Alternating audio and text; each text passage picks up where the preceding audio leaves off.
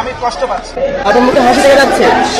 আমাদের কাছে খবর আছে এখানে বিচারক জামাতের পক্ষের, আমাদের কাছে খবর আছে এখানে আসামি পক্ষের আইনজীবী সে জামাতের পক্ষের, এখানে সরকার পক্ষের আইনজীবী সেও জামাতের পক্ষের। শেখ হাসিনার পক্ষের আইনজীবী জামাতের লোকই, আবার শেখ হাসিনার বিপক্ষেও জামাত। আমাদের ফাঁসিটা শেখ হাসিনার ফাঁসি দিতে পারবে না, আমাদের ফাঁসি দিয়ে লাগবে। আমার শেখ হাসিনার আমি ফাঁসি দিতে দেবো না। শেখ হাসিনার জন্য আমার বহুত ভালোবাসা, আমি তার দিকে জীবন দিতে পারবো। মানুষ বলতে আওয়ামী লীগ আমার মা হাসিনা। শেখ হাসিনার ফাঁসির রায়কে ঘিরে উত্তেজনা বিরাজ করছে রাজনৈতিক অঙ্গনে। এবার বেরিয়ে এসেছে বিচারের নামে সাজানো নাটক। শেখ হাসিনার পক্ষের বিপক্ষের আইনজীবী, এমনকি বিচারক ও জামায়াতের দলের ব্যক্তি লাইভ চলাকালীন ফাঁস হয়েছে তাদের নাটকের অংশ। এই ভিডিওতে বিচারক আসামি পক্ষের আইনজীবীকে বলছে যে আপনি যেভাবে কথা বলতেছেন এইভাবে তো আসামি খালাস হয়ে যাবে। তারপর আসামি পক্ষের আইনজীবী বলতেছে যে আপনারা আমাকে যেভাবে বলছেন আমি তো সেভাবেই বলছি, কিন্তু আপনারা যেটা আমাকে শিখিয়ে দিচ্ছেন আমি তো সেটাই বলছি। তারপর বিচারক বলতেছে ঠিক আছে, তাহলে আপনি ভালোই বলছেন।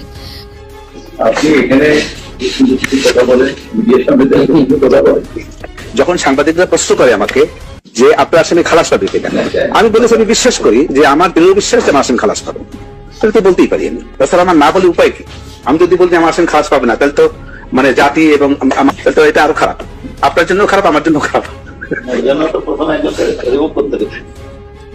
প্রিয় দর্শক শ্রোতা, আসসালামু আলাইকুম ওয়া রাহমাতুল্লাহ। শেখ হাসিনার ফাঁসির রায় ঘোষণা করা হলো, কিন্তু শেখ হাসিনাকে জীবনও বাংলাদেশে টেনে হেসড়ে এনে ফাঁসির কাছে ঝুলাতে পারবে? জীবনও পারবে না। কোশ্চিন কালো দুষ্টি যত চেষ্টা করুক না কেন, শেখ হাসিনাকে ফাঁসির কাছে এনে ঝুলাতে পারবে না। আওয়ামী লীগ ভাই যারা আছেন তারা কি বলেন আমি কি ঠিক বলছি নাকি ব্যাঠিক বলছি? আর এটি কতটুকু তদন্ত করে বাস্তবে রূপ দিতে পারবে, আর শেখ হাসিনাকে কতটুকু চেষ্টা করে বাংলাদেশে এনে বাস্তবে রূপ দিতে পারবে, অর্থাৎ ফাঁসির কাস্টে ঝুলাতে পারবে? আপনার কি মনে হয়?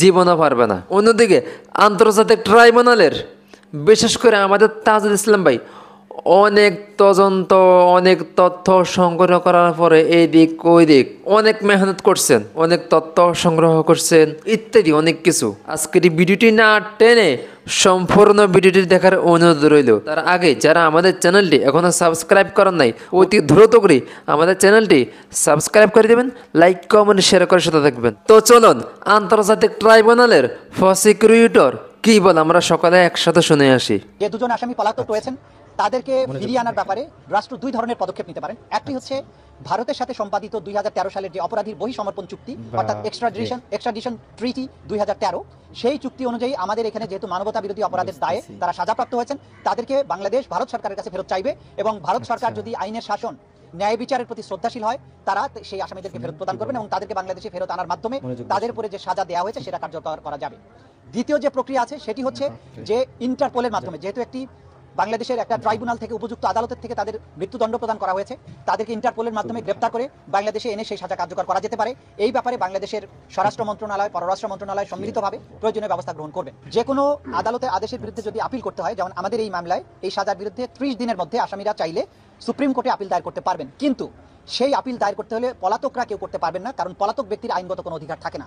তাহলে আপিল করতে হলে তাকে অবশ্যই এসে বাংলাদেশে আত্মসমর্পণ করতে হবে এবং জেলে গিয়ে তিনি তখন সুপ্রিম কোর্টের কাছে তার সাজার বিরুদ্ধে আপিল দায়ের করতে পারবেন। যদি আত্মসমর্পণ না করেন তাহলে তার রাইট অফ অ্যাপিল থাকবে না। আমরা বারবারই বলেছি এবং আদালতের কিন্তু বারবার পরিষ্কার করেছেন যে ক্রাইমস এগেইনস্ট হিউম্যানিটি, অর্থাৎ মানবতার বিরুদ্ধে অপরাধ হতে হলে তাকে দুটো শর্ত পূরণ করতে হবে। যে অ্যাটাক বা আক্রমণের মাধ্যমে মানুষ যে হত্যা হয়েছে সেই অ্যাটাকটা হতে হবে ওয়াইড স্প্রেড অথবা সিস্টেম্যাটিক।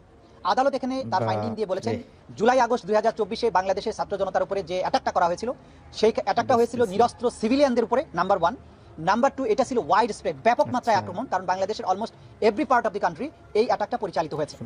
দ্বিতীয়ত যেটা তারা বলেছেন যে ওয়াইড স্প্রেড হওয়ার পাশাপাশি এই অ্যাটাকটা ছিল সিস্টেম্যাটিক, কারণ রাষ্ট্রের টপ র্যাঙ্কিং থেকে একদম কমান্ড এসে নিম্ন স্তর পর্যন্ত কমান্ড পৌঁছেছে এবং রাষ্ট্র সম্পূর্ণভাবে সম্পৃক্ত হয়ে এই অপরাধটা করেছে, সিস্টেম্যাটিক।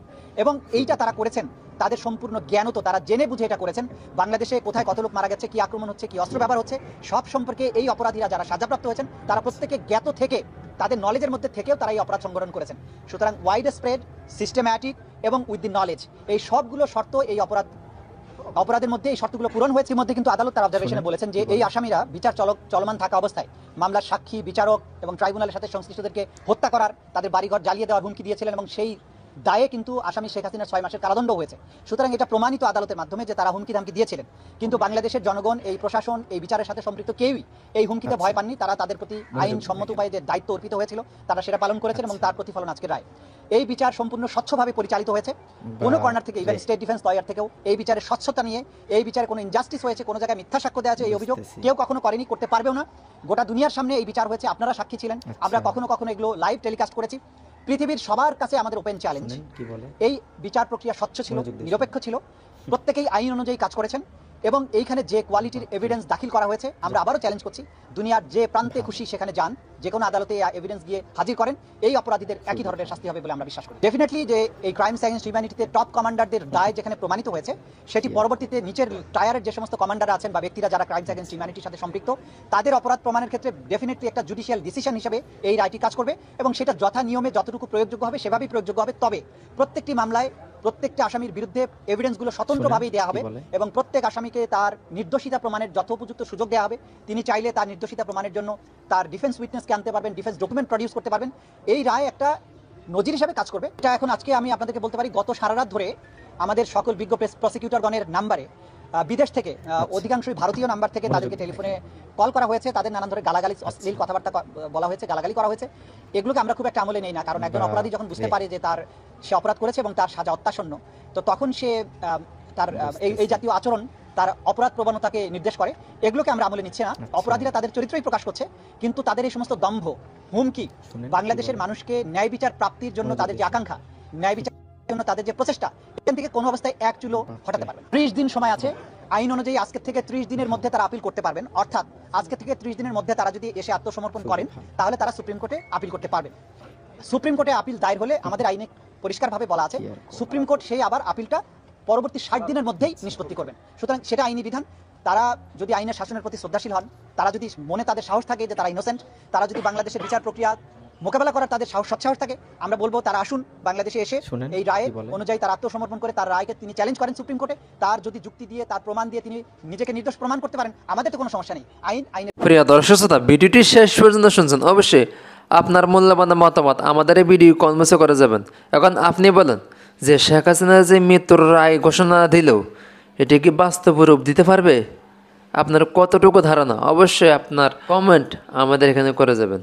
আর আওয়ামী লীগ ভাই যারা আছেন, আপনারা একটু কমেন্ট করে, আপনাদের তো আফা যাই হোক না কেন, আপনাদের কি ধারণা, আফাকে কি ফাঁসির কাস্টে আনতে পারবে?